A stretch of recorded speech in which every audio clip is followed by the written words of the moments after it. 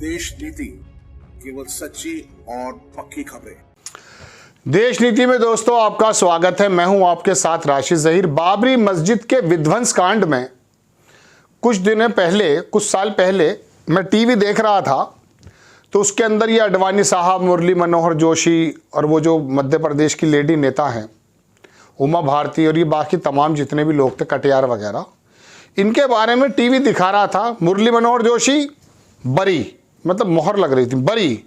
अडवाणी बरी, उमा भारती बरी, यानी कि गोया के इन लोगों का इसमें कोई रोल नहीं था, सभी ने कहा। लेकिन मंच के माध्यम से कई बार कहते हैं ये लोग सब कि रामलला को हम लाए हैं, बड़ा एहसान किया साहब, मंदिर भी बनने जा रहा 22 तारीख को। ऑन द पेपर तो इन्होंने किसी ने कहा नहीं कि हमारी कोई भूमिका है, लेकिन चुनावी फ़ायदा लेने के लिए, एक वर्ग को ये बताने के लिए कि देखो राम राज्य लाने वाले हम ही हैं, लिहाजा हमें वोट दे दो, हम भले तुम्हारे पेट में रोटी दे पाएँ या ना दे पाएँ, लेकिन राम मंदिर हम स्थापित कर रहे हैं। ठीक है। असदुद्दीन ओवैसी ने एक जगह ट्वीट किया, देवेंद्र फडणवीस चीफ मिनिस्टर हैं डिप्टी महाराष्ट्र के, उन्होंने बाकायदा इस बात का इकरार किया, असदुद्दीन ओवैसी ने इसको ट्वीट किया है। पहले मैं महाराष्ट्र के डिप्टी चीफ मिनिस्टर का जो बयान है ट्यूसडे को वो बता देता हूं कि he felt proud and happy to have been present when the kar sevak brought down the Babri structure on December. कह रहे हैं कि मैं बड़ा फील महसूस करता हूं, बड़ा प्राउड, फख्र महसूस होता, खुश होता हूं कि मैं भी वहां मौजूद था जब कार सेवकों ने बाबरी मस्जिद के स्ट्रक्चर को नीचे ले आए थे, ढा दिया था 1992 में। He made the statement while speaking to reports here. अब अगर वो कार सेवक उसमें मौजूद थे तो उनका कहना यह है, असदुद्दीन ओवैसी साहब का, मैं शिंदे साहब की तरफ भी लेकर आऊँगा, लेकिन पहले इन्हीं की सुन लीजिए। असदुद्दीन ओवैसी लिखते हैं कि महाराष्ट्र सीएम जो हैं, डिप्टी सीएम, और ओपनली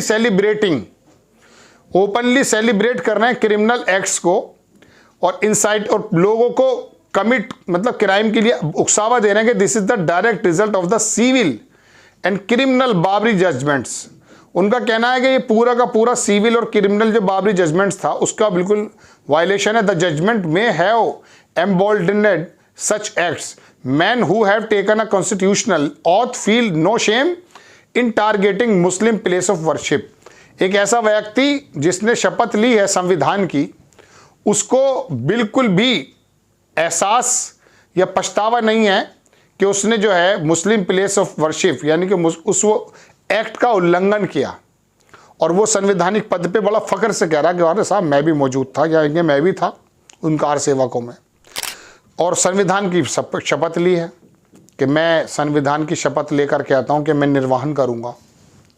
ये काम तो कल्याण सिंह ने भी किया था, खैर एफिड हलफनामा भी दिया था उसने और कहा था कि साहब मैं पूरा लॉ एंड ऑर्डर को करूंगा। बहरहाल वो इस्तीफा देना पड़ा, दे दिया था, क्या बोले कोई दिक्कत नहीं। हालांकि उसके 14 साल तक फिर सरकार उत्तर प्रदेश में आई नहीं थी गालिबन।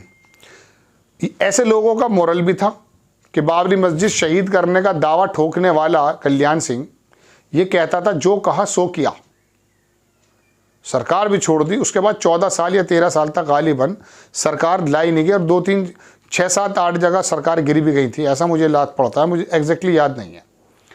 तो लेकिन आज के टाइम में एक बाबरी मस्जिद की ईंट कोई दिखा देगा, उसे एमपी बना देंगे लोग। अगर वो कह दे कि मैं साहब कार सेवकों में था और मैंने पहली कुदाल मारी थी संविधान के उस ढांचे पर जो कि देश के अंदर काला धब्बा बताया गया पीवी नरसिम्हा राव के माध्यम से, आज उसको हीरो बना लेते हैं। ये फ़र्क है, जहन साजी इसको कहते हैं, जो एक ज़माने से आरएसएस कर रहा था। अब आ जाइए शिंदे साहब के पास, उनका भी बयान आया, इंडियन एक्सप्रेस ने छापा कि एकनाथ शिंदे ने ट्यूसडे को जवाब दिया कि हाजी मलंग दरगाह है वहाँ, उन्होंने कहा, और उसको कुछ राइट विंग ग्रुप जो हैं उसको एक टेम्पल बताते हैं, और उन्होंने कहा he was committed to the liberation of the centuries old structure. मतलब इनका कहना यह है दोस्तों, आपकी स्क्रीन पे मैं अंग्रेजी में लगाता हूँ लेकिन मैं इसका थोड़ा सा तर्जुमा करना चाहता हूँ कि शिंदे ने मंगलवार को मलंग दरगाह का जो मुद्दा उठाया उसमें उन्होंने कहा, इसके बारे में दक्षिण समूह के जो मंदिर होने का दावा भी करते हैं। उन्होंने कहा कि सदियों पुरानी स्ट्रक्चर की मुक्ति के लिए वो प्रतिबद्ध हैं, शिंदे साहब कह रहे हैं। और आगे लिखते हैं कि मैं मलंगगढ़ के बारे में अपनी भावनाओं को जानता हूँ, आपकी भावनाओं को जानता हूँ। सॉरी, आनंद दिघे उन्हीं का चेला था, ये चेले हैं सॉरी। आनंद दिघे एक नेता हुए हैं वहीं के, बड़ा ज़मीनी नेता थे, उनके ड्राइवर बन गए पहले ये, फिर उसके बाद चढ़ते चले गए। तो आनंद दिघे ने मलंगगढ़ की मुक्ति आंदोलन को शुरू किया था। उसके बाद उन्होंने कहा कि जिसके बाद हम जय मलंग श्री कहने लगे। फिर आगे लिखता अखबार कि मैं आपको बताना चाहता हूं कि कुछ चीज़ें ऐसी हैं जिन्हें सार्वजनिक रूप से कहा नहीं जा सकता। और लिखते हैं कि मैं जानता हूं कि मलंगगढ़ की मुक्ति को लेकर आपके मन में कुछ निश्चित धारणाएं हैं। मुझे कहने दीजिए, एकनाथ शिंदे तब तक चुप नहीं रहेंगे जब तक आपकी इच्छाएं पूरी नहीं कर देते। यानी कि आप वो मलंग जो बाबा की वो है उसको भी हटा दीजिए, कोई दिक्कत नहीं है।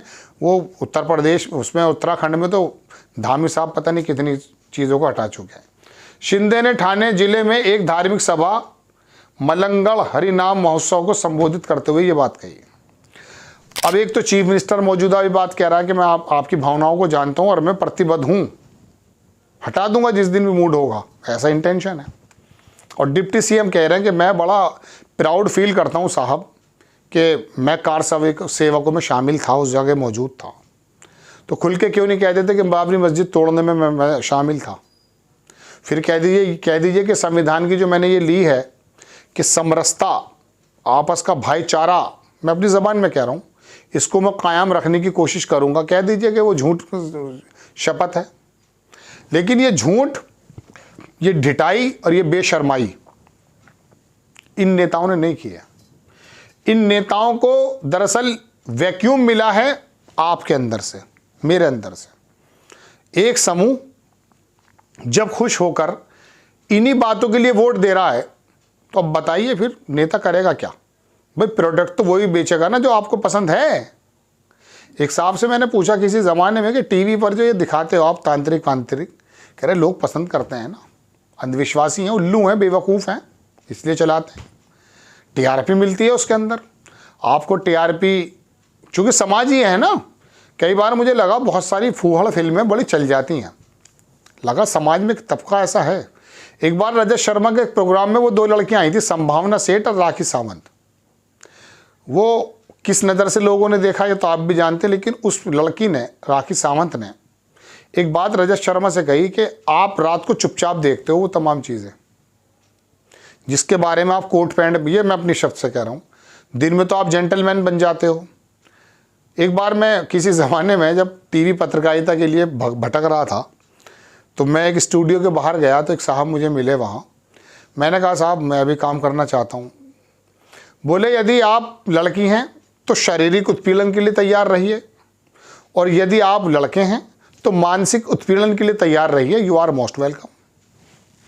तो इस तरह से स्टूडियोज़ में, विभागों में, ऑफिसेज़ में क्या क्या होता है तो आप जानते ही हैं। बहरहाल बड़ी खबर में तो ये देना आया था कि आपको असदुद्दीन ओवैसी ने इस बात पर शिकायत दर्ज कराई कि आप संविधान के पद पर बैठने के बाद, शपथ लेने के बाद आप इस तरह की बात कर रहे हैं। ये कहाँ तक कानूनी जायज़ है? कानूनी जायज़ है नहीं है उसको तो बात में कर लेंगे, लेकिन ये आपकी अदालत में भी कहाँ तक जायज़ है? दर्शकों, ये भी आपसे भी सवाल है। आपको खबर कैसी लगी अपनी राय कमेंट्स बॉक्स में ज़रूर दीजिएगा। चैनल को सब्सक्राइब कीजिएगा, शेयर कीजिएगा। नेक्स्ट टाइम मैं किसी खबर के साथ आता हूँ। जय हिंद।